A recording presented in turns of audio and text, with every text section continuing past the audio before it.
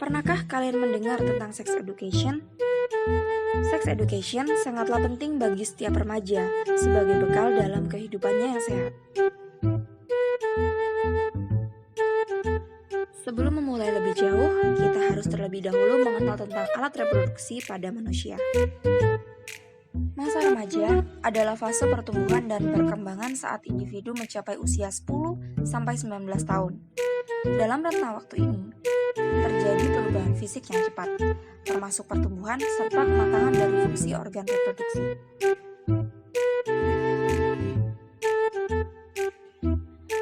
Alat reproduksi pria dan wanita sangatlah berbeda, begitu pula dengan perkembangannya.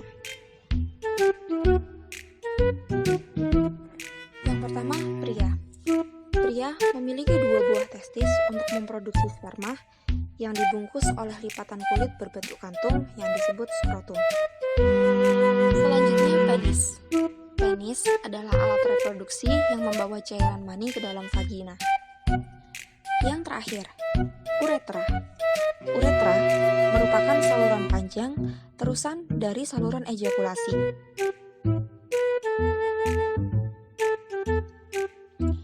Sedangkan untuk wanita, terdiri atas organ reproduksi luar dan organ reproduksi dalam. Organ reproduksi luar meliputi vagina. Vagina adalah saluran yang menghubungkan organ uterus dan tubuh bagian luar. Sedangkan dalam organ reproduksi dalam terdapat ovarium. Ovarium merupakan organ utama pada wanita. Setiap wanita memiliki sepasang ovarium. Yang kedua adalah rahim atau kandungan. Rahim merupakan tempat janin tumbuh dan berkembang. Setiap bulan, rahim menyiapkan diri dengan melapisi dindingnya dengan lapisan khusus untuk menerima bayi. Jika wanita tidak hamil, maka lapisan khusus itu runtuh berupa darah haid.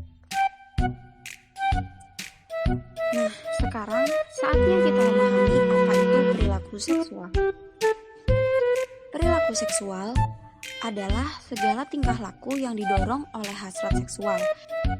Perilaku seksual dapat berupa kegiatan berkencan, bercumbu, dan bersenggama. Dalam pemahamannya, terdapat pula istilah perilaku seks menyimpang. Perilaku seks menyimpang berarti perilaku seksual pada remaja yang belum saatnya untuk melakukan hubungan seksual secara wajar. Perilaku seks menyimpang diantaranya adalah berpacaran, masturbasi atau onani, dan melakukan hubungan seksual sebelum adanya ikatan pernikahan. Dampak buruk dari melakukan hubungan seksual di luar pernikahan antara lain kehamilan di luar nikah, aborsi, menimbulkan aib keluarga, hilangnya kesempatan untuk melanjutkan pendidikan, dan terkena penyakit menular seksual. Penyakit menular seksual adalah infeksi yang ditularkan melalui hubungan seksual atau disebut juga penyakit kelamin. Terdapat beberapa jenis penyakit seksual menular, di antaranya yaitu gonore atau kencing nanah, sifilis atau raja singa, herpes genetial, chlamydia, dan yang paling berbahaya yaitu HIV/AIDS. HIV atau Human Immunodeficiency Virus adalah sejenis virus yang menyebabkan penyakit AIDS. Virus ini menyerang sel darah putih yang merupakan bagian paling penting dari sistem kekebalan tubuh manusia. Sementara AIDS atau Acquired Immunodeficiency Syndrome adalah kumpulan gejala-gejala akibat menurunnya sistem kekebalan tubuh.